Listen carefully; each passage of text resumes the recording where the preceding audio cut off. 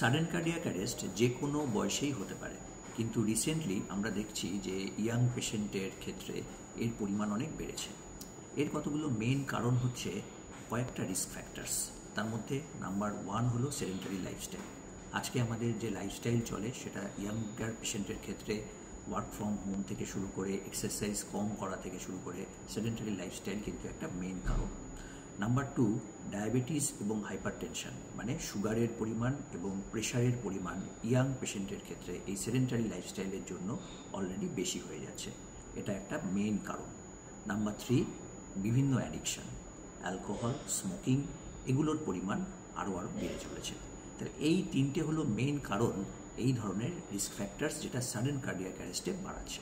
আমরা যদি এই ধরনের পেশেন্টের ব্লাড প্রোফাইল করি তাতে আমরা দেখতে পাবো যে ইসিজির অ্যাবনর্মালিটি আসতে পারে, অনেক সময় ইকোকার্ডিওগ্রাফিতে লো ইজেকশন ফ্র্যাকশন আসতে পারে, এবং তার সাথে সাথে ব্লাড প্রোফাইলে আমরা কিন্তু দেখতে পারি কিছু মেটাবলিক প্রোফাইলের অল্টারেশন। তার মধ্যে একটা হচ্ছে হাই HbA1c, মানে ডায়াবেটিস প্রোফাইল অল্টার্ড হচ্ছে।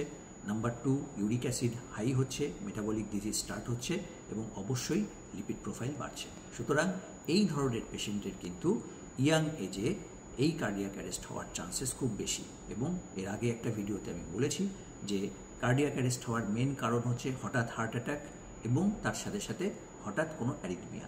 এই ধরনের পেশেন্টের কিন্তু এই দুটোই হওয়ার চান্স খুব বেশি। এছাড়া আরেকটা মেন প্রবলেম হচ্ছে এই ধরনের পেশেন্টরা কিন্তু হঠাৎ করে একটা আনস্টেবল অ্যাঞ্জাইনাতে ভোগে। দু ধরনের অ্যাঞ্জাইনা আমরা দেখতে পাই, একটা হলো স্টেবল অ্যাঞ্জাইনা।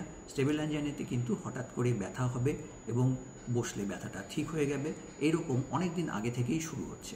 এই ধরনের অ্যাঞ্জাইনা হলে পরে কার্ডিয়াক অ্যারেস্টের চান্স কিন্তু কম থাকে। কিন্তু হঠাৎ আনস্টেবল অ্যাঞ্জাইনা, মানে কোনো দিন আগে ব্যথা হয়নি, হঠাৎ করে একটা ব্যথা হলো এবং সেটা এমন একটা হার্ট অ্যাটাক তৈরি করলো যে ম্যাসিভ হার্ট অ্যাটাক হলো, আগের থেকে এই ধরনের ব্লাড প্রোফাইলের হয়তো সমস্যা ছিল, ট্রিটমেন্ট হয়নি, তাদের কিন্তু এই ধরনের হার্ট অ্যাটাক হওয়ার চান্স খুব বেশি।